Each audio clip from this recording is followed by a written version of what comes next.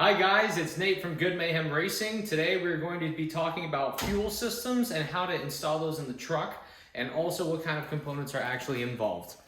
We are building a Toyota 4Runner for off-road racing. We are going to take this thing on the Baja 1000, or at least try to get there, and let me give you a rundown of what we're looking at. This is a 99 Toyota 4Runner with 280,000 miles on it. My family bought it new when I was 8 years old. We grew up with it, and now we're gonna turn it into a race truck. This has been crazy.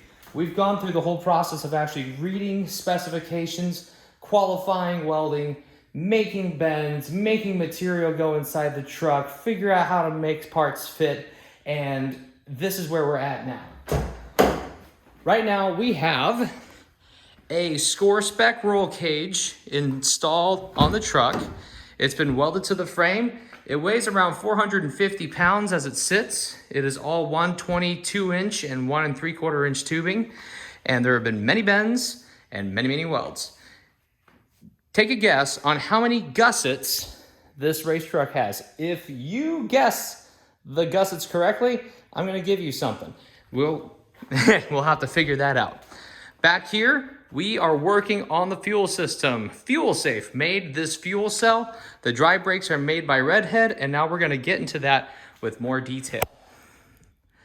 So, your fuel cell, or the way that your system holds gasoline, usually has to have an impact rated or tension rated setup. So this is a aluminum can with a bladder on the inside of it. The bladder is really the thing that actually protects your fuel from ever leaking. This is your fill tube.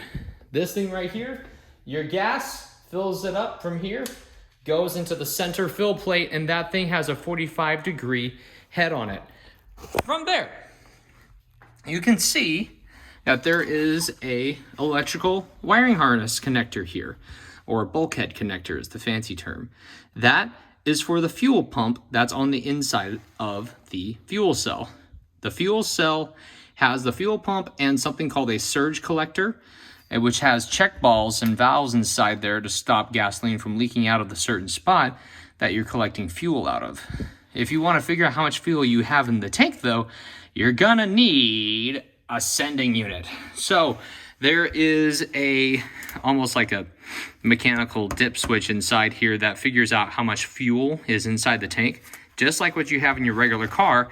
However, more often than not, you have to get a special fuel gauge to be able to see what's inside your fuel cell. So this one is made by Autometer. Again, that one is also a Fuel Safe buy. Here is the wiring harness for the fuel pump. So this is going to connect down right there, and this is going to wire up to the Toyota Oem wiring harness over here. That thing kind of dangling out in space. Man, those welds look pretty. Yeah, so that wiring harness is going to mate up with this thing eventually. Your fuel comes out of the fuel tank all the time. Your pumps always run. So they have an outlet, and because the pump is always pumping, the gas has to come back into your fuel tank, and that is something called the return. That is this little guy right here. So you're gonna have two hoses from your fuel cell going to the front end of your truck, and in our case, it's gonna be coming underneath. So you can see that there are some Ziploc bags just kind of chillaxing right there. That's the OEM fuel filter. And then this is the return line seal. We're gonna be mating our fuel cell. Ow, darn it. I just got clocked by this door. That wasn't satisfying enough. There we go, that's better. So, get some of that energy out of there. We have to get those lines running forward, and last but not least, swap this thing out and add a fourth line.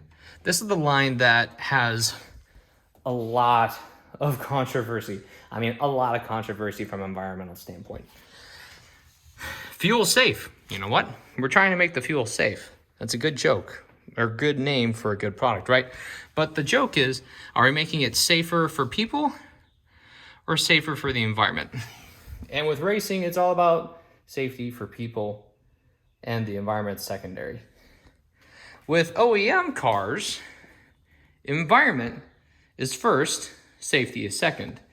Let me explain a little bit. We're gonna make a quick run through the house. I'm gonna show you the OEM fuel tank. Anytime that you have fuel going around, hi babe. Anytime that you have fuel, you get fuel vapors, okay? So this is the OEM fuel tank out of the 4Runner, and you will see 5 lines, not 4. We have your sender and return line for the gas, just like you saw on the OEM, or on the fuel safe setup. You have your sending unit, and then you also have this weird vapor return line thing. And it's also connected to another return line.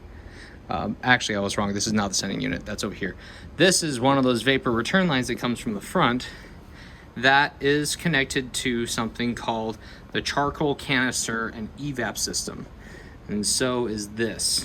Well, at least from a function standpoint. Anytime that you have vapor, gas vapor, that is explosive.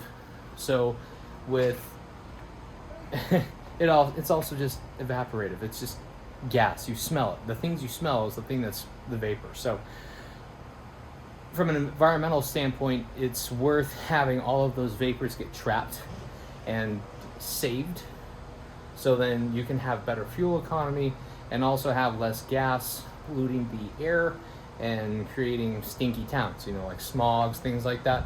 So this is something that the EPA well controls with Department of Transportation type vehicles, street legal cars.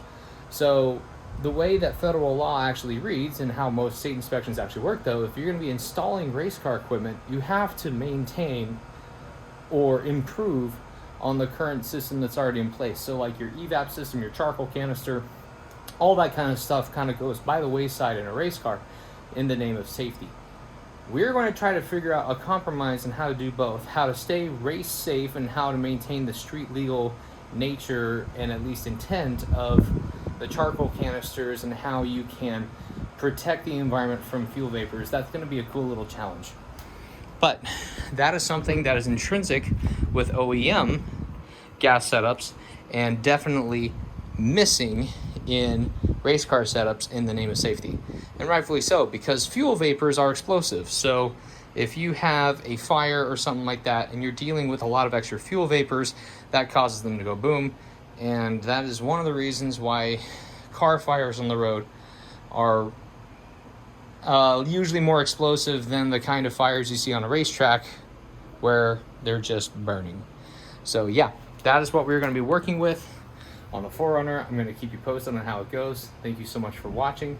Appreciate the time. Let's make a race happen. See ya.